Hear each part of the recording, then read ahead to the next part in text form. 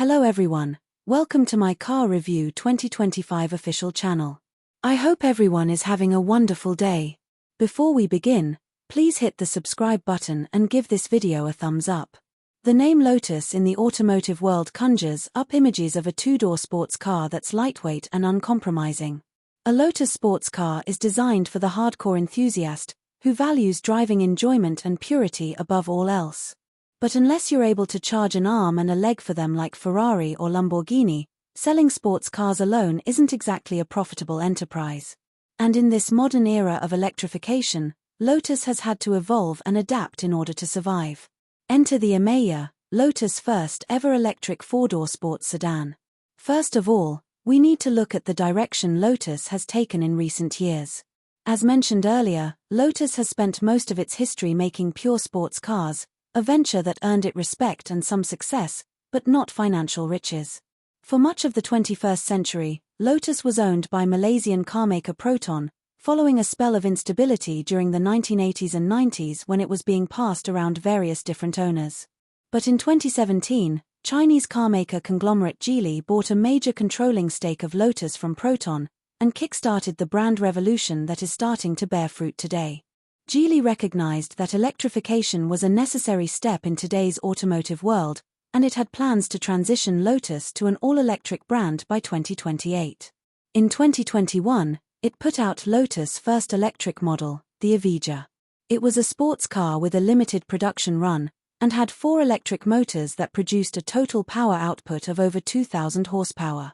The Emeya was meant to showcase how Lotus' famed automotive engineering prowess can be applied to the electric car era, and it gave the brand enough confidence to pivot towards bolder steps.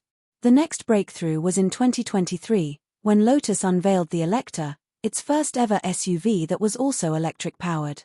It sent shockwaves throughout the industry, as few could ever imagine Lotus releasing an SUV.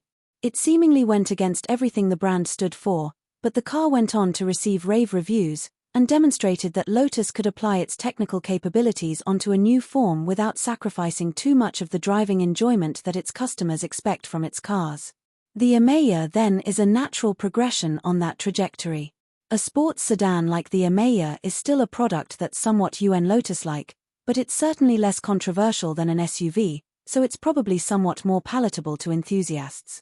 More importantly, cars like the Electra and Emeya open up the Lotus brand to a wider audience, potentially giving it the financial stability to become a more sustainable business.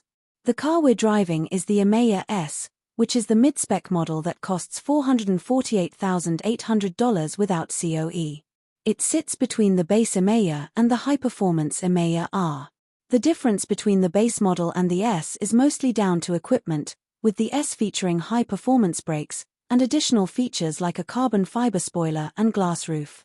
The Emeya R is the hardcore version with a lot more power, but in Singapore's context the R would be a bit of an overkill, unless you intend to take your Emeya to the track regularly. The first thing you'll note about the car is that it is very long.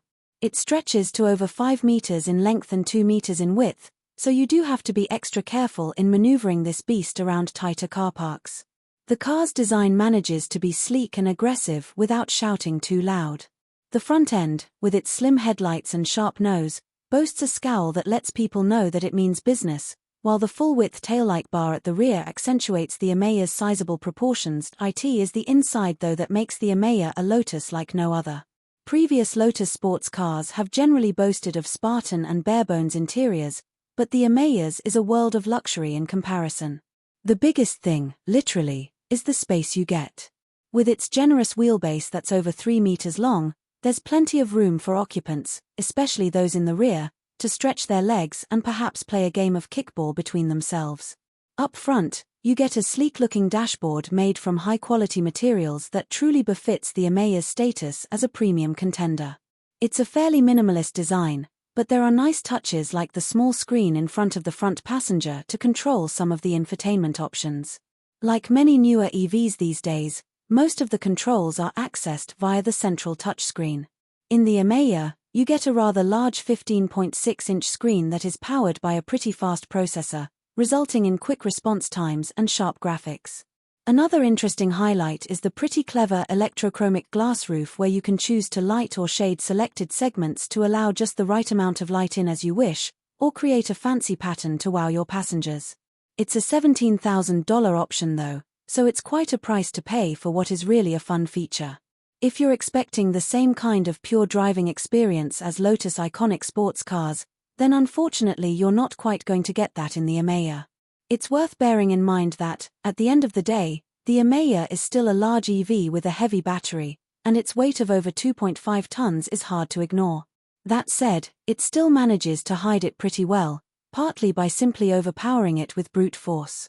The Emeya S puts out a total of 603 horsepower and 710 Nm of torque from its dual electric motors, allowing it to go from 0 to 100 km/h in just 4.2 seconds. It certainly does feel as quick as the numbers suggest, with the car picking up speed with the sort of urgency that not entirely unexpected from a performance-focused EV actually. And yet it doesn't feel as abrupt or jolting as some other high-powered EVs under hard acceleration. Instead, the Emeya delivers its power smoothly and effectively such that it doesn't feel overwhelming. It certainly makes for a great long-distance cruiser, and that is supplemented by its excellent ride quality, which is not something one can say about Lotus sports cars from the past. The suspension is firm but not unduly uncomfortable, and one could drive the Emeya all day without emerging with a backache at the end of the journey, and despite its size and weight, the Emeya acquits itself relatively well in the corners, for a car of its type anyway. It's not going to have same sort of laser precision handling as the Lotus sports cars of yore, but it has a steering that offers plenty of feel, and a chassis that feels taut and capable of letting the car hang on gamely when pushed hard. It's probably helped by the optional dynamic handling pack, which costs an eye-popping $42,000, fitted on the test car that includes rear-wheel steering and active anti-roll bars, and they combine to give the Emeya a sense of nimbleness that seemingly defies its dimensions. With all that performance capability, it's easy to forget the Emeya's electric prowess. The large 102 kWh battery offers a claimed range of 540 km, but you'll probably get closer to the high 400s in the real world. Charging time is rated at 14 minutes from 10 to 80% using a 400 kW rapid charger, but our fastest public charger is only about half that rate, so you can expect a charge time of around 20 minutes or so. It's fair to say that if you're looking for a high-performance electric sedan, there are no shortage of options available out there for your consideration. In terms of capability, the closest competitor to the Emeya would be the Porsche Taycan. However, to achieve the same sort of performance ability as the Emeya S, you'll have to go for the top-spec Taycan Turbo, which costs almost double the price of the Lotus. Viewed in that perspective, the Emeya doesn't seem too bad in comparison, relatively speaking. It may not be quite like the Lotus you remember, but it certainly will be a Lotus you won't forget. So what do you guys think about this update? Let me know in the comments below. And if you like my videos, please press like and subscribe for more. I'll see you guys next time.